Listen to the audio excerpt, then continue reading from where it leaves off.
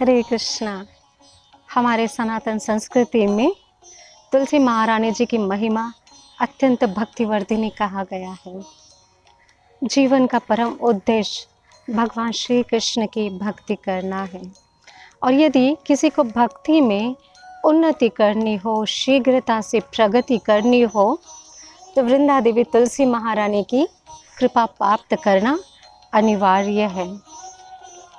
तुलसी महारानी अर्थात वृंदा देवी बचपन से ही भगवान श्री कृष्ण के प्रति अत्यंत समर्पित थे। वह बाल्य अवस्था से ही भगवान कृष्ण का स्मरण करना, उनकी पूजा अर्चना करना, आराधना करना, इसी में तल्लीन रहते थे। जैसे जैसे वृंदा देवी बड़ी होती गई, किशोर अवस्था प्राप्त करती गए, तो उनका विवाह जलंधर अर्थात असुर रूपी मनुष्य से निश्चित था।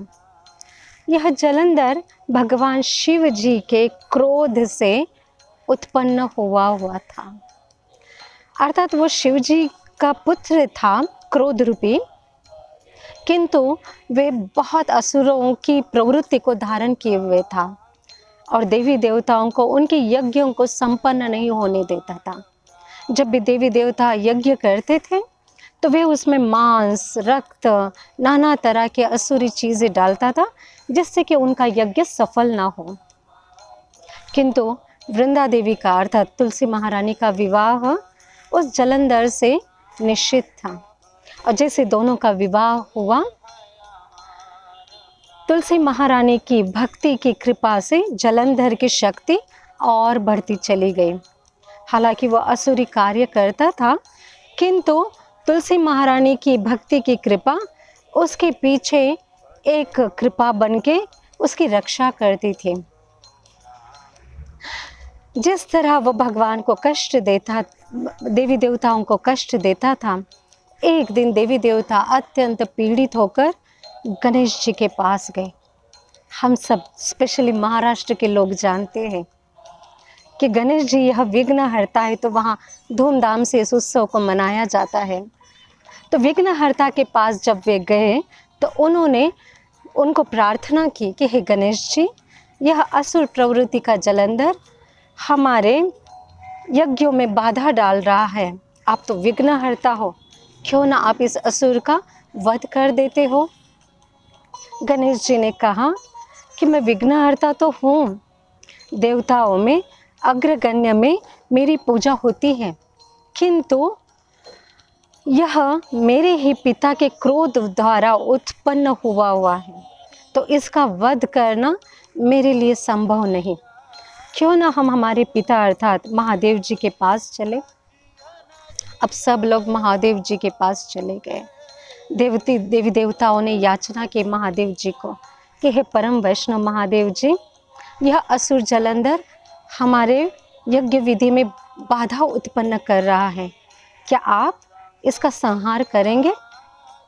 अब भगवान शिव जी ने कहा कि निश्चित ही यह मेरे क्रोध से उत्पन्न हुआ है, किंतु इसकी जो भार्या है, पत्नी है, अर्धांगिनी है वृंदा, वे भगवान विष्णु की, भगवान श्री कृष्ण की परम आराध्य भक्त हैं और उसी के भक्ति के प्रभाव के कारण इस जलंधर को मारना, उसके असुरी प्रवृत्ति को रोकना कठिन है। किंतु शिव जी ने अर्थात महादेव जी ने कहा कि क्यों ना हम सब भगवान विष्णु के पास ही चले जाएं और उनसे कृपा याचना करें।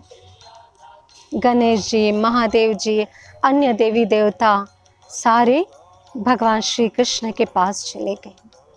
भगवान श्री कृष्ण को उन्होंने सारा वृत्तांत सुनाया, अर्थात भगवान तो इस चीज़ से अनभिज्ञ नहीं रहते हैं, किंतु उन्होंने जैसे ही अपनी याचना रखी कि वे कैसे जलंधर कष्ट दे रहा है, भगवान ने कहा निश्चित ही, किंतु मैं बंधा हुआ हूँ अपने भक्त से, उसकी भक्ति के कार्यों से। वृंदा यह मेरी अनन्य भक्त है और उसके भक्ति के कारण मैं उसके जो पति है उनका संहार करना कठिन है। अर्थात भगवान भी परीक्षा लेते हैं कि हम किस प्रकार उनके समक्ष हमारी कठिनाइयाँ रखते हैं। देवी देवता भी अत्यंत चतुर थे, भगवत गीता पढ़ चुके थे। उन्होंने कहा, आपने अर्जुन जी को वचन दिया है कुरुक्षेत्र में कि जो भी आपको शरण आता है, सारे धर्मों का परित्याग करता है, सर्वधर्मान परित्यज्य मामेकम शरणम भज, तो हम आपकी शरण में आए हैं और आपकी शरण में आए हैं तो आपको हमारी रक्षा तो करनी होगी। इस तरह स्तुति गान करने से भगवान ने कहा कि निश्चित ही मुझे इसमें से कोई मार्ग निकालना होगा।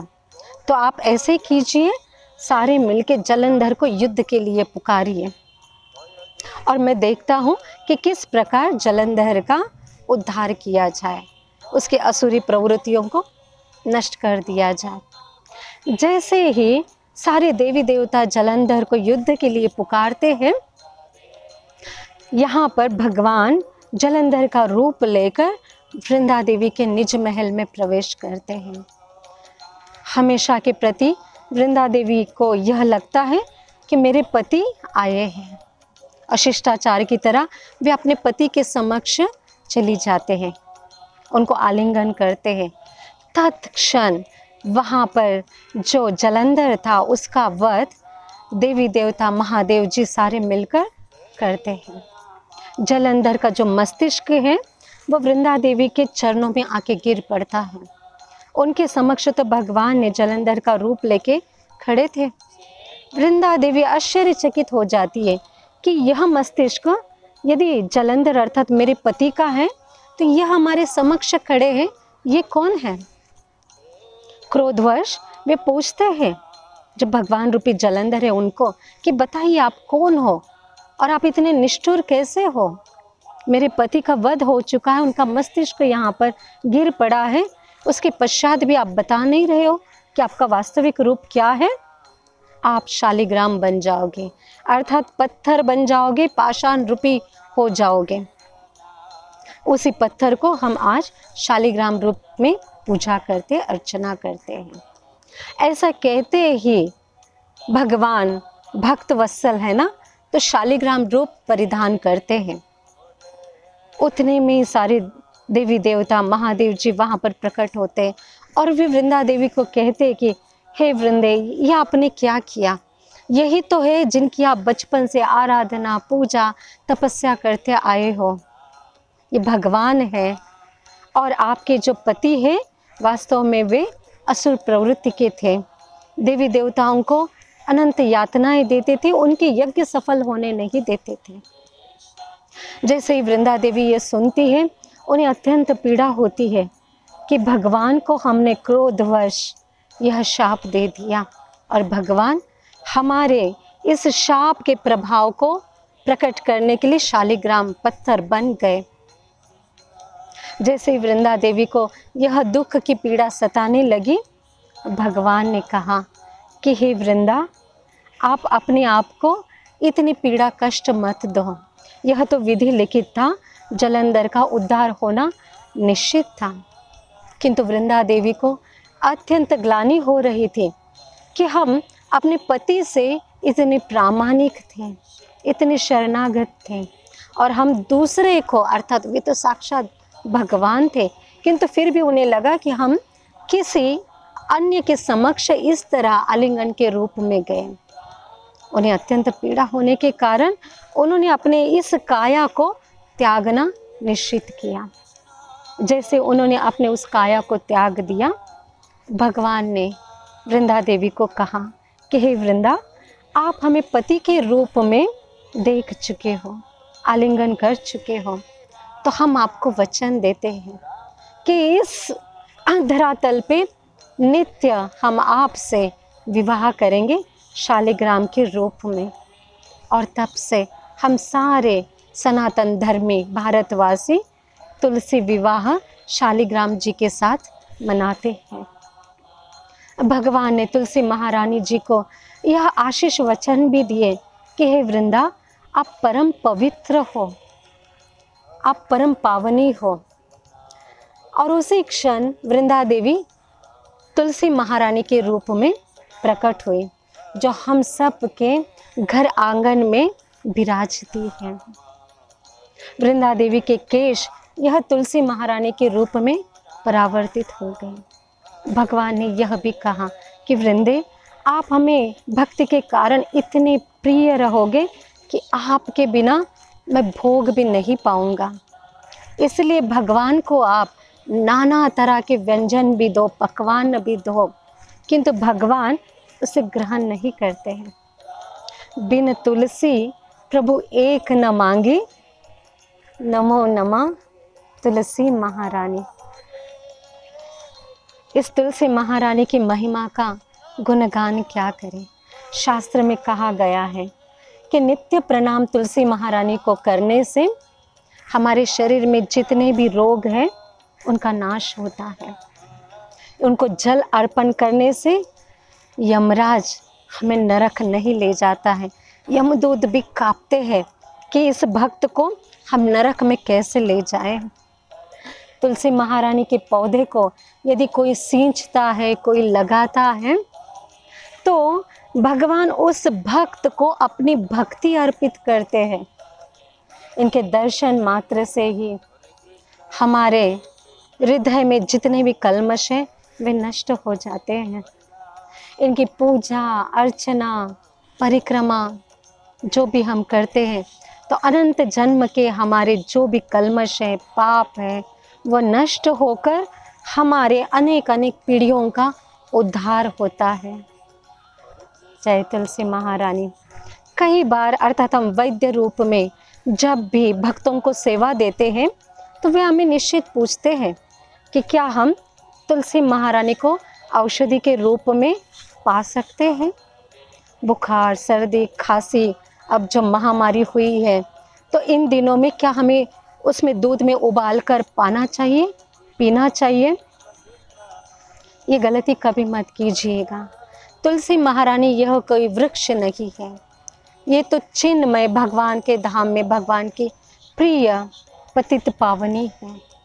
तो इसीलिए आप अन्य चीज़ों का औषधि के रूप में इस्तेमाल कर सकते हो, किंतु तुलसी महारानी को केवल भगवान की सेवा के लिए ही उपयोग करना चाहिए। तुलसी महारानी को भगवान श्री कृष्ण या उनके विस्तार अवतार जैसे नरसिंह भगवान, इनको अर्पित कर सकते हैं, उनके चरणों में रख सकते हैं, उनको भोग में अर्पित कर सकते हैं। किंतु श्रीमती राधा रानी को भी हम चरणों में नहीं रख सकते। श्रीमती राधा रानी भी अपने हाथ में धारण करती है, तो हमें औषधि के रूप में उसे ग्रहण नहीं करना चाहिए। इसी के साथ यदि तुलसी महारानी को किसी कारणवश, जैसे हमारे वृंदावन में कभी कभी अत्यंत सर्दी हो जाती है और इस सर्दी के कारण कोहरा छाने के कारण तुलसी महारानी में छोटे से कीड़े कीटाणु निर्मित होते हैं, तो कई बार हमें पूछते हैं कि इन कीड़ों के कारण तुलसी महारानी को हमें स्वीकारना चाहिए, यह योग्य है भगवान के लिए, या इसमें कीटकनाशक डालना चाहिए? तो यह गलती मत कीजिएगा। आप तुलसी महारानी को जब भी ऐसे कलयुग के प्रभाव के कारण कष्ट पहुंचता है तो नीम के रस को पानी में डालकर आप उसे इसके ऊपर सिंचाई कर सकते हो, उससे तुलसी महारानी पुनः तरोताज़ा हो जाएगी। आइए ऐसे तुलसी महारानी के चरणों में हम प्रार्थना करते हैं कि वे हमें भक्ति में शक्ति दें। भगवान का जो परम उद्देश्य है भक्ति प्राप्त करना, भगवान श्री कृष्ण के प्रति हृदय में प्रेम विकसित करना, यह उनके चरणों में विनती करते हैं कि हमें वे कृपा प्रदान करें। तुलसी महारानी को कई बार हम देखते हैं तथाकथित लोग हाथों में भी धारण करते हैं, एक तथाकथित अपने आप को सुंदर दिखाने के लिए, किंतु ध्यान रखिए तुलसी महारानी को हमेशा कंठ में विराजमान करना चाहिए। यह आध्यात्मिक हमारा हार है, यही हमारी असली सौंदर्य के प्रति है। तो इसलिए इन छोटे छोटे अपराधों को नहीं करना चाहिए। इसी के साथ तुलसी महारानी की जब मंजीरियाँ थोड़े से हरे रंग की हो जाती है उनको तुरंत निकाल कर भगवान श्री कृष्ण के चरणों में अर्पित करना चाहिए। क्योंकि यदि तुलसी मंजरियाँ जैसे जैसे बड़ी होने लगती है या और पक्व होने लगती है तो तुलसी महारानी थोड़ी सी सूखने लगती हैं। तो उसके पहले ही इन मंजरियों को निकाल कर हमें भगवान श्री कृष्ण के चरणों में अर्पित करना चाहिए। तुलसी केवल भगवान की सेवा में इस्तेमाल करते समय यह अवश्य ध्यान रखना चाहिए कि इन पत्तों को नाखून से नहीं तोड़ना चाहिए या कैंची से भी नहीं तोड़ना चाहिए। यह साक्षात हमें भक्ति प्रदान करने वाली भक्ति देवी है, इसलिए इन चीज़ों का भी भौतिक स्तर पे ध्यान रखना चाहिए। इस वृंदा देवी के परम पावन दर्शन मात्र से जो भी हमें लाभ प्राप्त होता है, इस लाभ की गणना तो करना वैसे इस जीवा के वो शक्ति नहीं है, किंतु जब भी हम तुलसी महारानी का महात्म्य अन्यों को बताते हैं तो हमारे कई सारे पीढ़ियों का उद्धार होता है। हमने तो आपके साथ इस महिमा को सजोकार किया, आप भी करना चाहोगे तो आइए हम सब तुलसी महारानी के इस महात्म्य को सबके चरणों में विनती करते हुए, अर्थात भगवान श्री कृष्ण के चरणों में, राधा रानी के चरणों में विनती करते हुए यही पुनः याचना करेंगे कि हे वृंदा देवी तुलसी महारानी, कृपा करके हमें आपके चरणों की सेवा दीजिए और भक्तों की सेवा करने का अवसर प्रदान कीजिए। वृंदा देवी तुलसी महारानी की जय।